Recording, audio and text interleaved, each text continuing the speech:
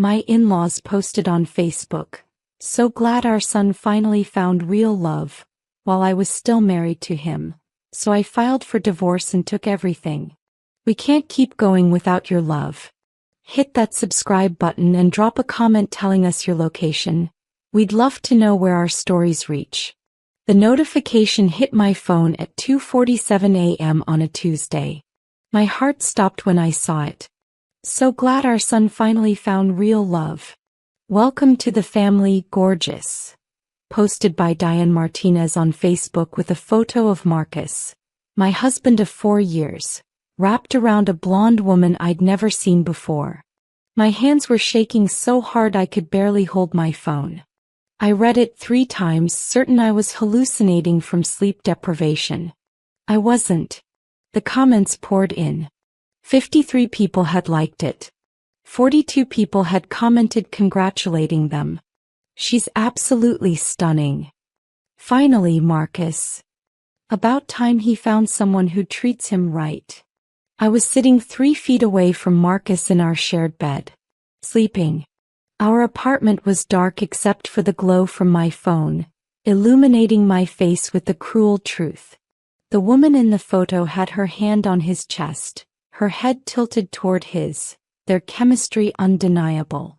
My stomach twisted into shapes I didn't know were possible. I felt nauseous. My vision blurred. For a moment I thought I'd stop breathing. Marcus had told me he was going to a work conference in Atlanta last weekend. He'd been gone Friday through Sunday.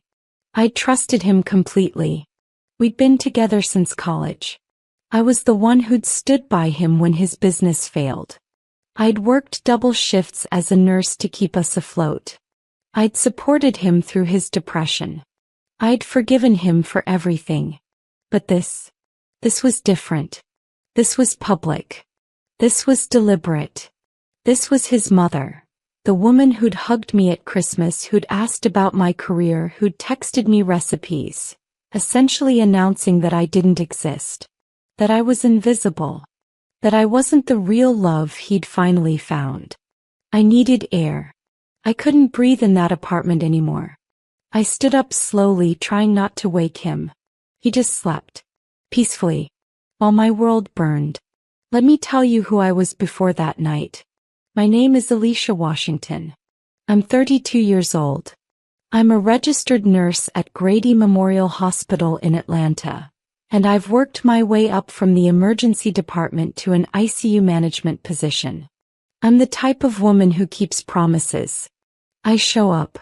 I don't quit on people even when they deserve it. Even when I should have quit on them. Marcus and I met in 2017 at Georgia State University.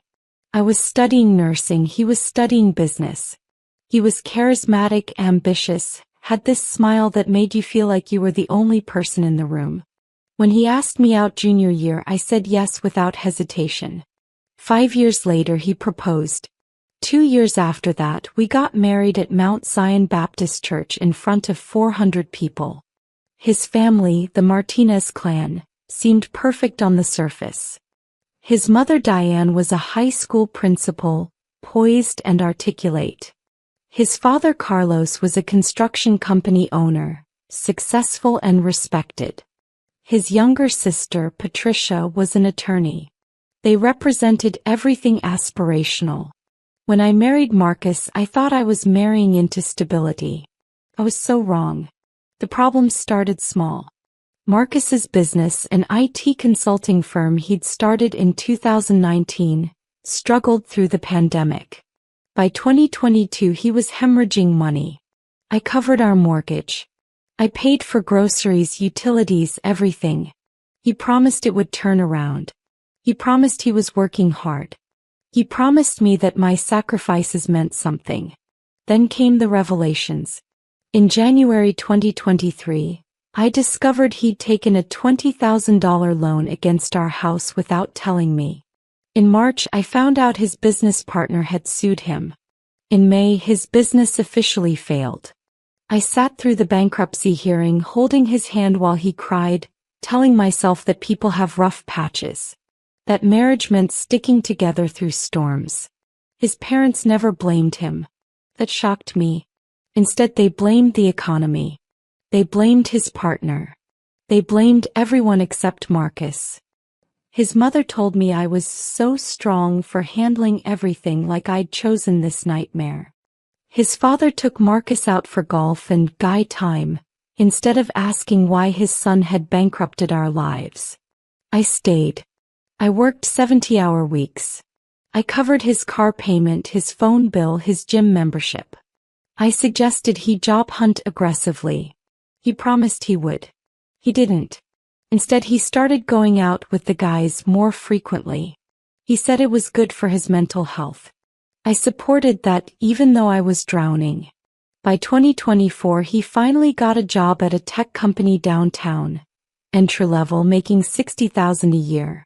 I was making $95,000 as a nurse manager, handling a department of 12 people running on fumes. When he got that job, I genuinely thought we'd turned a corner. I thought our suffering had meaning now. I thought we were building something together. I couldn't have been more wrong. I didn't sleep after finding that Facebook post. I sat in our living room in complete darkness, scrolling through every photo from the Atlanta trip. Marcus had posted selfies at restaurants. One photo showed him at something called the Catalyst Lounge with the caption, "Networking Vibes." I zoomed in on the background. There she was. The blonde woman. Her arm around his waist. Posted 5 days before his mother's announcement. At 6:15 a.m. I heard him stirring. The bedroom door opened. He stumbled out, still groggy, heading toward the kitchen. He didn't see me on the couch. I watched him move through our apartment like he didn't have a care in the world.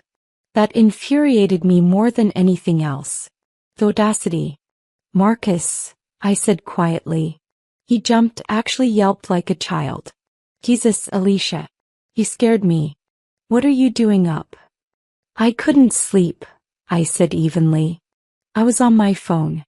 I saw something interesting." His body language changed instantly. His shoulders tensed. He knew. He absolutely knew what I'd found. "What do you mean?" "Your mother posted something on Facebook. About you finding real love. She seems very excited about it." I pulled up the post on my phone and showed it to him. He stared at it for 5 seconds. 10 seconds. 15. Then he sat down on the coffee table across from me and I watched him choose a lie. I could see the calculation happening in real time, the internal debate about what version of events might work. "That's not what it looks like," he finally said. "What does it look like, Marcus? Because what I'm seeing is a photo of you with another woman, and your family welcoming her into your life while I'm sleeping in the next room. Alicia, you're taking this out of context. Her name is Jennifer. She's a colleague from the company. We went to a conference together because she's working on my team. That photo is just us at a networking event. Your mother wouldn't post that if it was innocent networking, Marcus. She's celebrating your relationship with her. She's announcing it to the world. And you're lying to me right now, sitting in my face, lying." "I'm not lying. I'm telling you the truth. Jennifer is someone I work with. Yes, I'm attracted to her. Yes, there's been some flirtation. But nothing has happened." The word attracted landed like a physical blow. I felt it in my chest. "Some flirtation," I repeated. "Marcus, we're married. We took vows. We have a life together." "I know that," he said, and something in his voice broke. Not broke with remorse. Broke with irritation. Like I was being unreasonable. Like I was the problem for questioning this. "I love you, Alicia. I do. But I need you to understand something. The past few years have been hard on me. Really hard. I feel like I've failed at everything. The business, financially, as a man. And Jennifer, she makes me feel like I'm capable again. She makes me feel important. I make you feel those things." I said, my voice rising now. "I've been the only one making you feel anything but pathetic, and I've been doing it alone.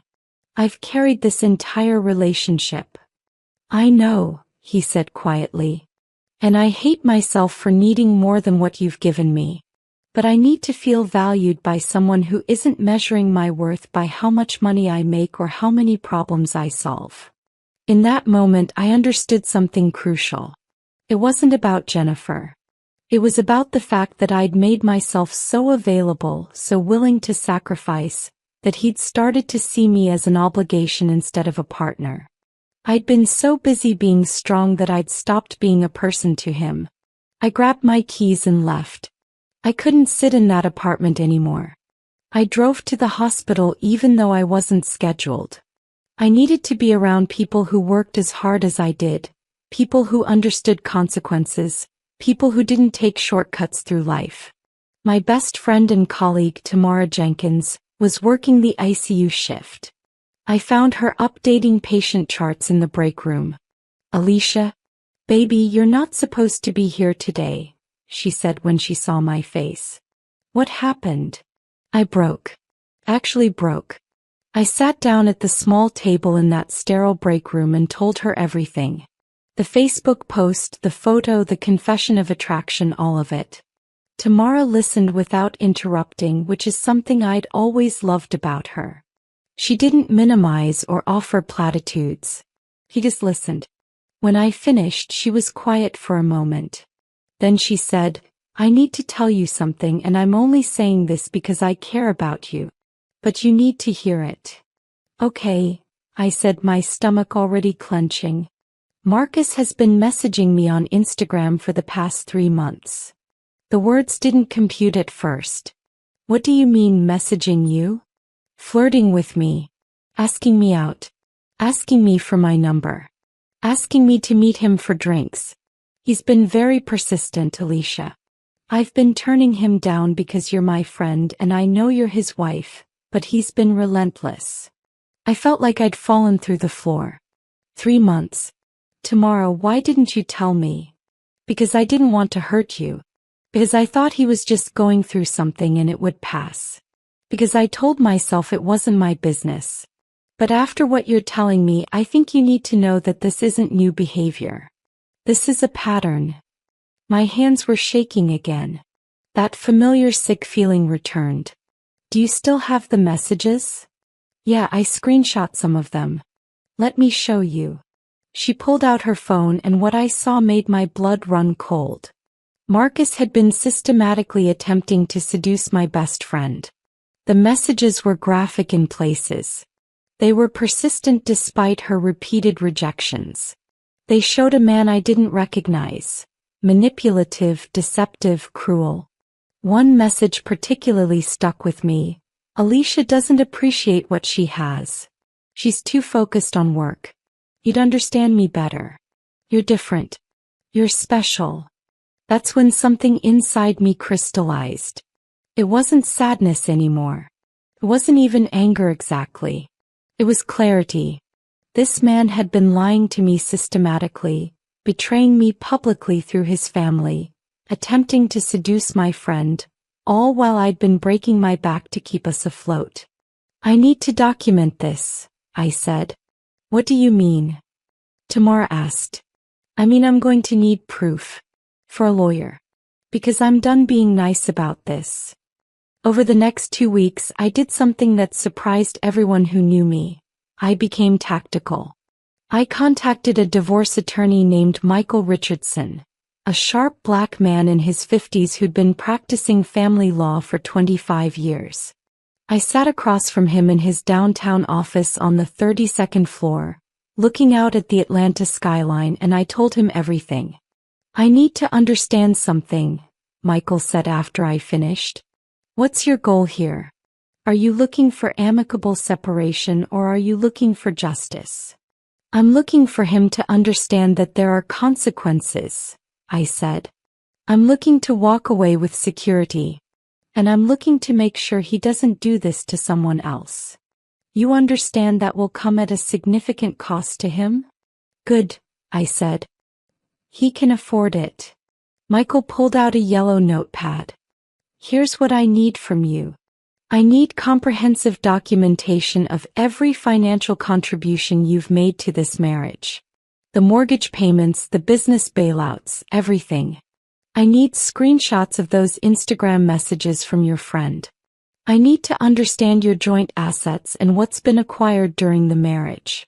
And I need you to understand that in Georgia, we have equitable distribution, which means assets acquired during the marriage can be divided fairly. But if we can show financial fraud, infidelity, and evidence of deliberate deception, we have grounds for something more severe. Can you explain what that means? It means, he said, leaning back in his chair, that if we play this correctly, your husband could end up paying you spousal support, potentially for years.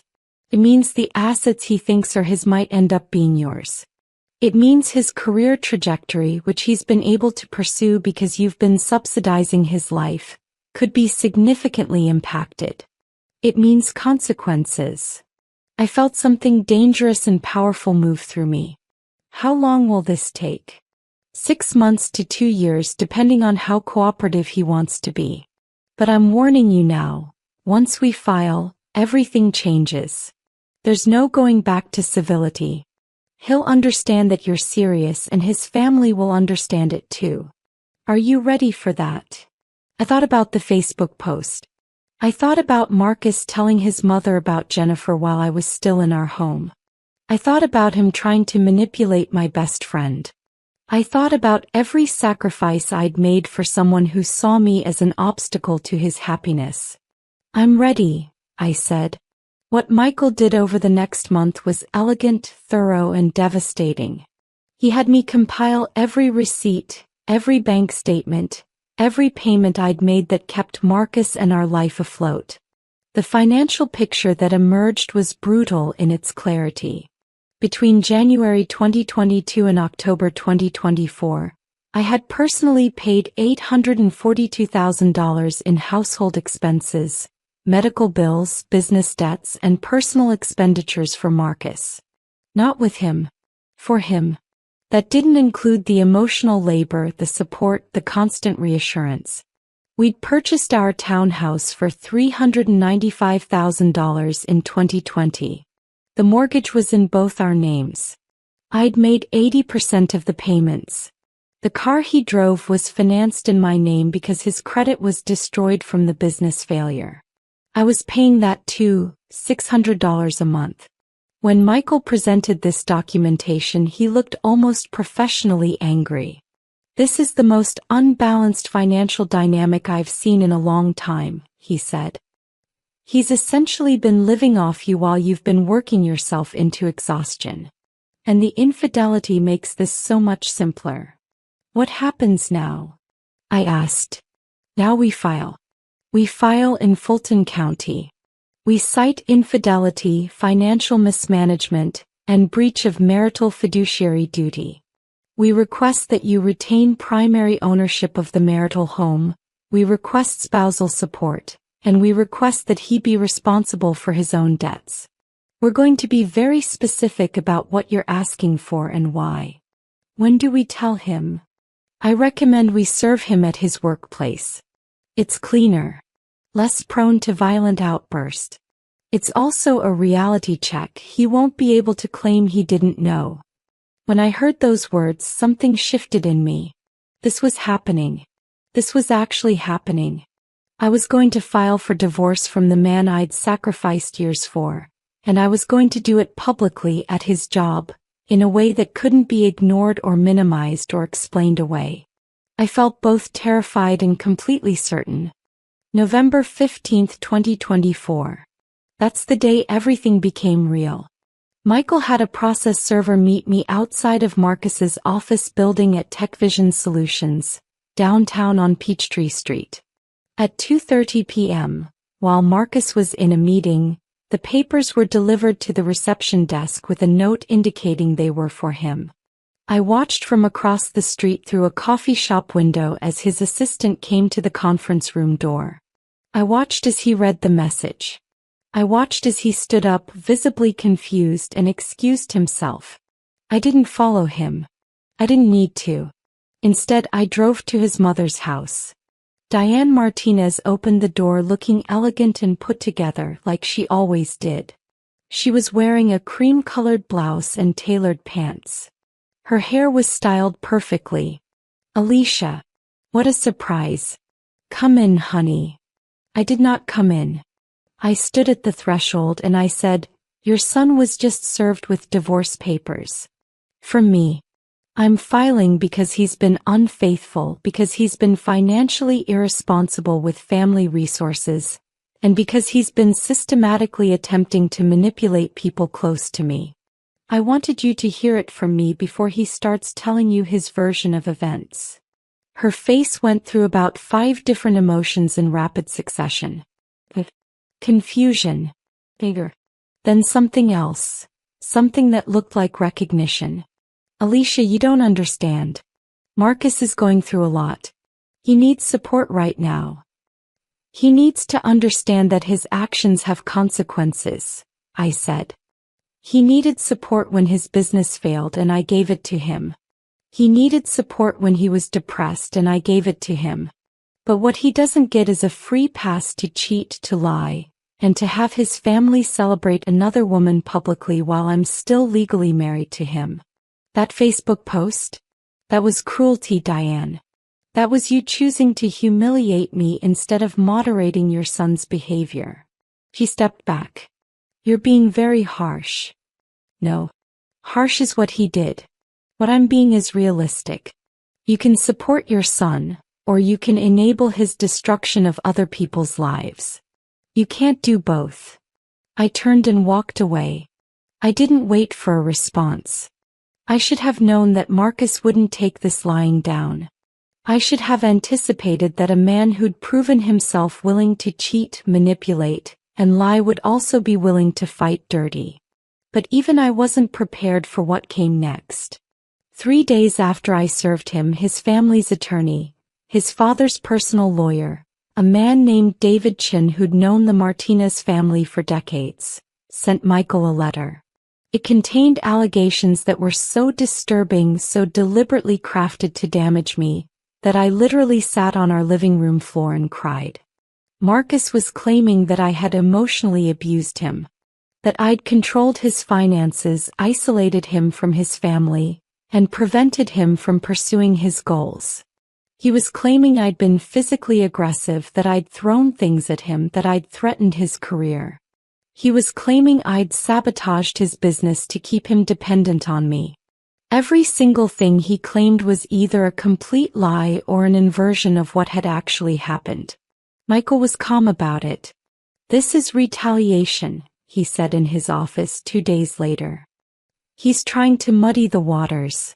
He's hoping if he gets enough of his narrative out there, people will believe you're the villain.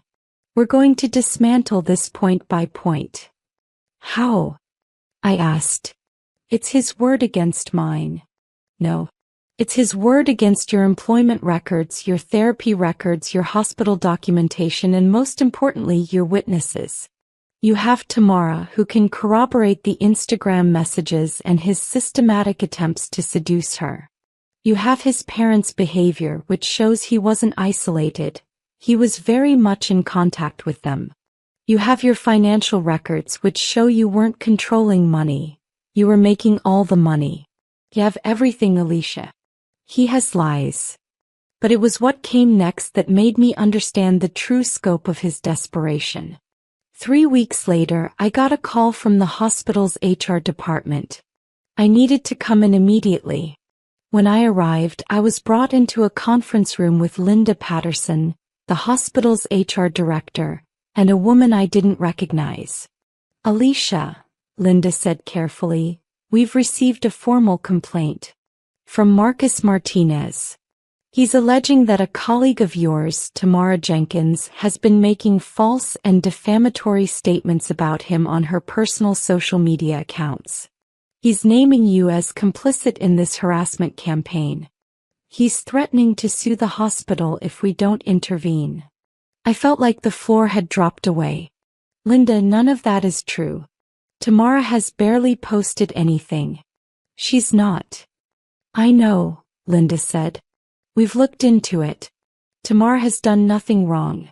But what you need to understand is that this complaint, even without merit, creates a legal exposure for the hospital. We need to be very careful about how we proceed. What does that mean? It means, the woman I didn't recognize said, introducing herself as the hospital's legal counsel, that you may need to take some time off while we sort this out. We're not suspending you, but we are suggesting administrative leave with pay until this lawsuit threat is resolved. I stood up. No, absolutely not. I'm not taking leave because my ex-husband is threatening baseless litigation. That's rewarding his manipulation. Alicia, we understand. No, you don't, I said, my voice shaking with rage now. He's my abuser and he's using the legal system to harass me at my workplace. And instead of defending me, your hospital is accommodating his threats by removing me from my position. Linda looked genuinely pained. Alicia, it's not. It is exactly that. And I'm going to be putting my own legal team on notice that this is retaliation and discrimination. I left that meeting and immediately called Michael. When I told him what had happened, his response surprised me. This is actually good news, he said. This is him overplaying his hand. He's showing the court that he's willing to weaponize the legal system against you professionally. He's showing desperation. More importantly, he's showing a pattern of harassment. How is that good news? I demanded. Because, Michael said, we're going to use this. We're going to add it to the file. And when we go in front of the judge, we're going to show that you filed for divorce after discovering infidelity, and his response was to try to destroy your career. That's not the response of an innocent man defending himself. That's the response of someone who knows exactly what he did and is trying to punish you for leaving. The hospitalization threat made something shift in my community. When Tamara told her colleagues what Marcus was doing, and when those colleagues found out that the hospital was pressuring me into administrative leave, people started talking. Not gossiping. Advocating. My department at Grady put together a letter of support. 12 nurses, 3 doctors and 5 administrative staff members signed it, detailing my professionalism, my dedication and my character. The letter directly contradicted every claim Marcus had made about me being abusive or controlling. Dr. Raymond Thompson, the chief of the ICU, scheduled a meeting with hospital administration to demand that I be returned to my position immediately. This is about a divorce proceeding, Dr. Thompson said in that meeting, which Michael had me document. This institution should not be a weapon in a man's arsenal of harassment. Alicia is one of my most valuable employees. The fact that we're entertaining this is frankly disgusting. The hospital backed down. By the second week of December, I was back at work. My colleagues treated me differently after that. Not with pity or gossip, but with a kind of respect I'd never felt before. They'd seen me stand up for myself and they'd shown up for me. But something else happened that I wasn't expecting. About 3 weeks after I returned, I got a call from Patricia Martinez, Marcus's sister. Alicia, it's Patricia. I need to meet with you. Not about the divorce. About something else. We met at a coffee shop in Midtown. Patricia arrived looking stressed, like she hadn't slept in days. She ordered a black coffee and sat across from me without any preamble. I've been documenting something, she said, sliding a flash drive across the table. For about 9 months. I think you need to see it. What is this? Proof, she said quietly, that my brother has been significantly more dishonest than you know. That my parents have known more about his infidelity than they've admitted. And that I think you deserve to understand the full scope of what you've been dealing with before this divorce is finalized. My heart was pounding. Patricia, why are you doing this? He's your brother. I know, she said, and her eyes looked pained. But I watched what you did for my family. I watched you sacrifice yourself repeatedly. And I watched my parents protect him instead of acknowledging what he was doing to you. I can't be complicit in that anymore. I can't be the kind of person who lets someone be destroyed because it's inconvenient for my family. Have you told your parents you're doing this? No. And they won't like it when they find out. But I need to live with myself, Alicia. And I couldn't do that anymore. I took the flash drive and I felt the weight of what she was giving me, both literally and figuratively. What was on that flash drive made everything that had come before seem like a prelude. Patricia had documented Marcus's infidelity meticulously. There were photos. There were phone records. There were text messages between Marcus and Jennifer, and shockingly, between Marcus and at least 3 other women. But more damning than that were the messages between Marcus and his mother. In one message chain from September, Diane had written to Marcus, "Your father and I met Jennifer at the benefit last month. She seems lovely. But we need to be careful about how this looks publicly. People know you're married to Alicia. We can't have the Martinez family reputation damaged by this. So we're going to present Jennifer as a friend for now, but when you're ready to leave Alicia, we'll welcome Jennifer properly. For now, let's keep it quiet." And Marcus had responded, "Mom, I know what I'm doing. Trust me." There were emails showing that Diane and Carlos had helped Marcus hide money. Bank transfers to accounts in his name only. Investment accounts his parents' financial advisor had set up for him without my knowledge. There was documentation that they'd been planning his exit strategy from our marriage for months, actively and deliberately. I showed it all to Michael and I watched his face transform from professional to personally enraged. "This is textbook," he said. "This is your husband and his parents engaging in financial fraud and conspiracy to defraud the marital community. This changes everything about this case. This doesn't make you equal partners in a failed marriage. This makes you a victim of a coordinated deception scheme." Michael filed an amended complaint that same day. He added the documentation of fraud, the evidence of hidden assets, the communications showing premeditation. He filed a motion for temporary restraining orders on all of Marcus's accounts. He also, in a move I hadn't authorized but completely approved of, sent a letter to the Georgia Bar Association about David Chen's conduct as an attorney, specifically his willingness to assist in filing false allegations on behalf of his client without verification. When the judge read those filings, things moved very quickly. January 14, 2025. The Superior Courtroom in Fulton County. I sat next to Michael in a navy blue dress that Tamara had helped me pick out. I was terrified and absolutely resolved at the same time. Across the courtroom, Marcus sat with David Chen. His parents were in the gallery along with Jennifer, who'd shown up for moral support, or because she had no idea how the law actually worked. The judge was the Honorable Catherine Wu, a woman in her 60s with a reputation for not tolerating deception. Michael had pulled every string to request her specifically. She knew about the fraud, the hidden assets, the communications. She had the flash drive evidence. She had Tamara's testimony about the harassment and the Instagram messages. She had everything. When Marcus's attorney tried to argue that I'd been an overbearing, controlling spouse, the judge shut him down immediately. "Counsel," she said sharply, "I've reviewed the financial documentation in this case. The plaintiff has been subsidizing the respondent's entire existence for the past 3 years. The plaintiff has paid 97% of household expenses, 100% of his business debt, and has done so while working full-time in a demanding career. The notion that she was financially controlling strains credulity." When David Chen tried to claim that the hidden assets were separate property, the judge looked at him over her glasses. "Counsel, the documentation shows that the respondent's parents were deliberately helping him hide marital community assets. That's fraud.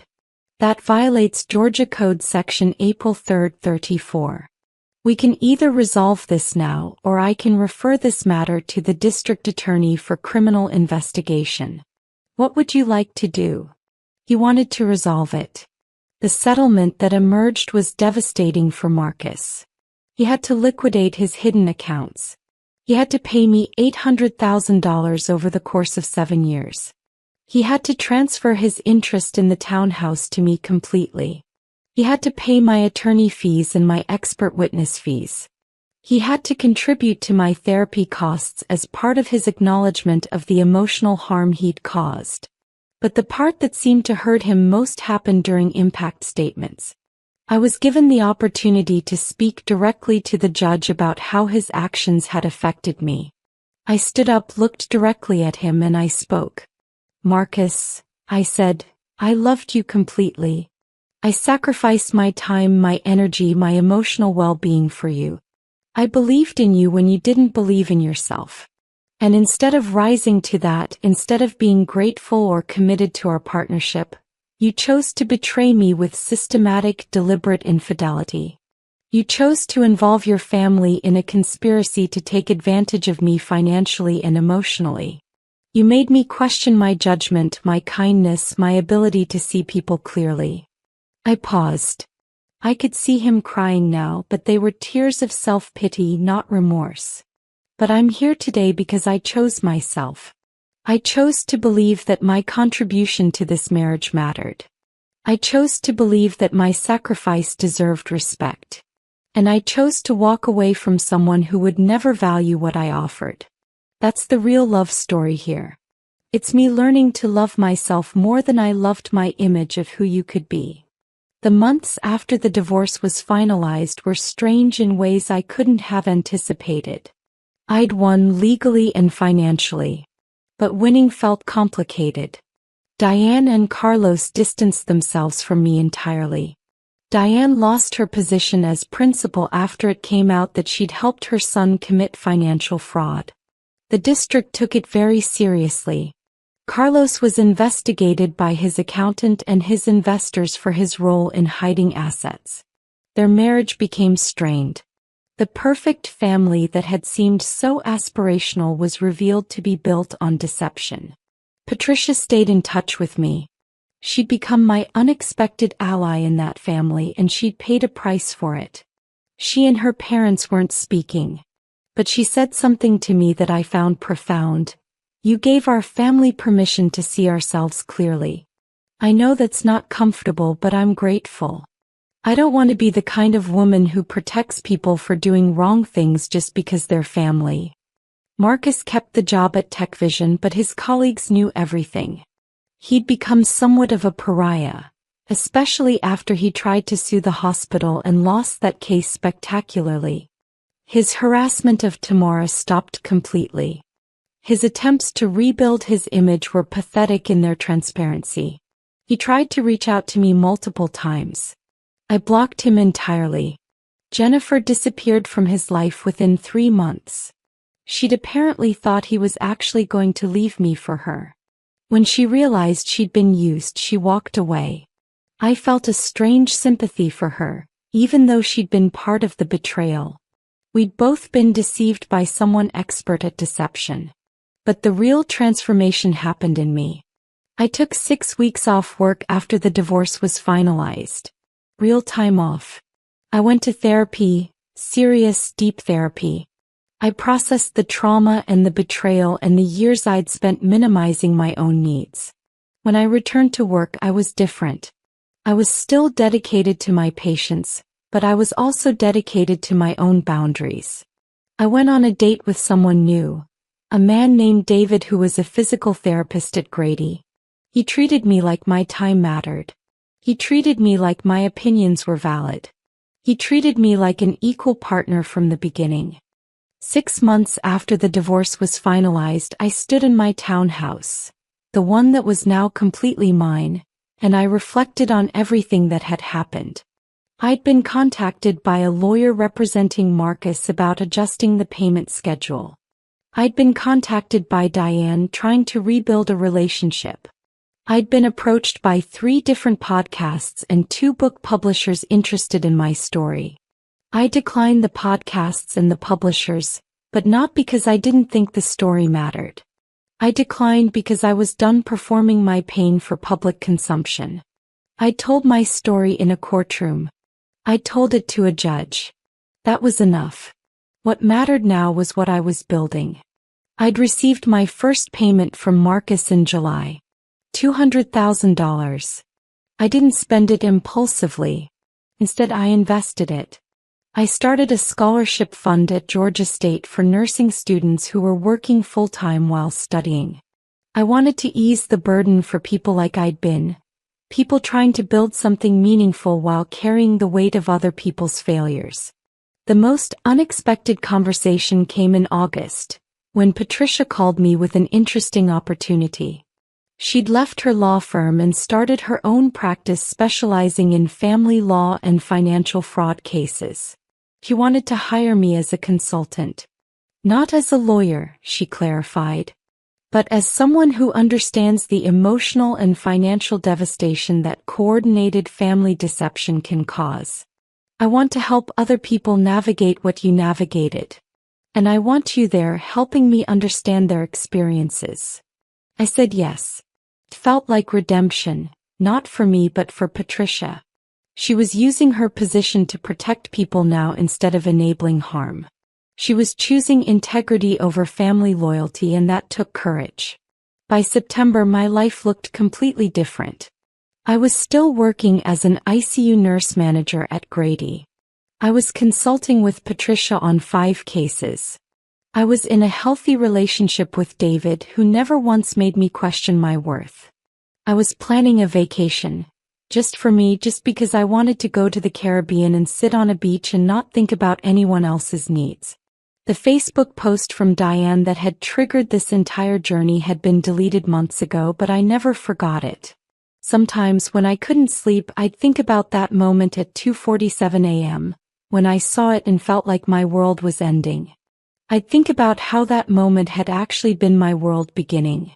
Everything that needed to fall apart had fallen apart so that I could rebuild something better. On a Tuesday evening in late September, I got a text from an unknown number. When I opened it, I saw it was from Marcus's number but with a different carrier. He'd clearly gotten a new phone. The message read, "Alicia, I'm in therapy now. I'm trying to understand what I did and why. I know you don't want to hear from me, but I need you to know that I'm sorry. Truly sorry. You didn't deserve what I did. I was selfish and cruel and dishonest. I ruined something beautiful because I was too broken to appreciate it. I hope you're happy now. I hope life gives you everything you deserve."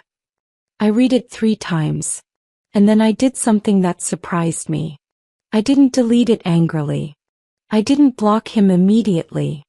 I sat with it for a moment and acknowledged that somewhere deep down Marcus was probably experiencing genuine remorse.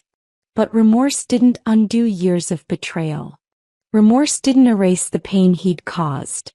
Remorse was just something he had to live with now. I archived the message without responding. I didn't need to say anything to him. I'd said everything that needed to be said in that courtroom.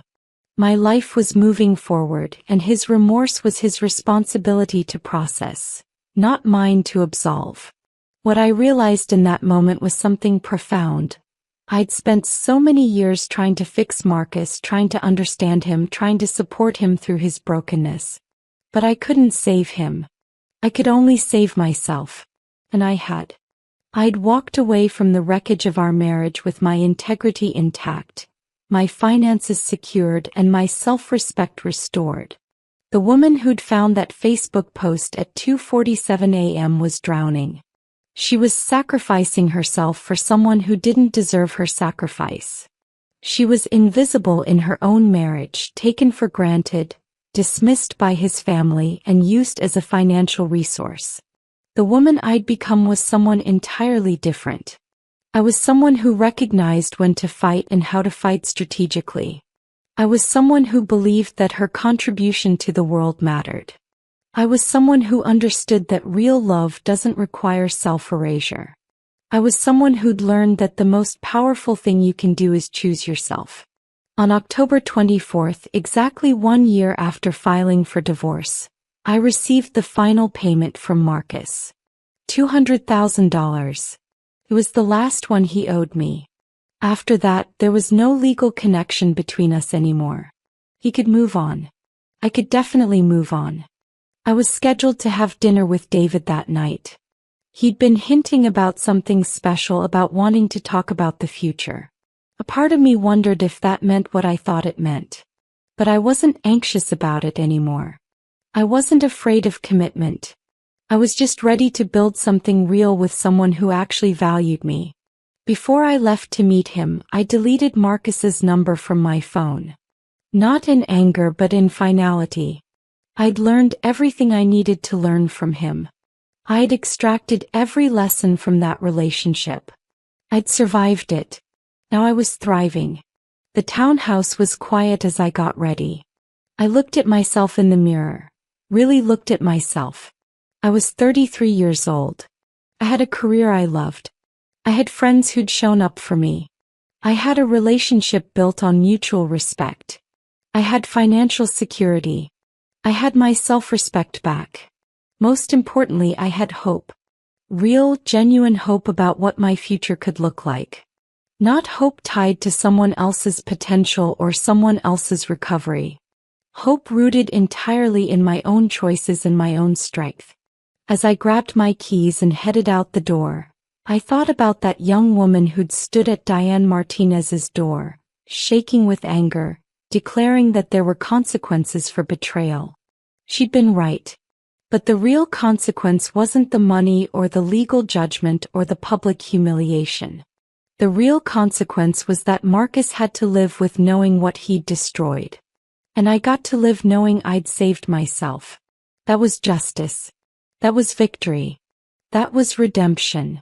And it was just the beginning of my new life.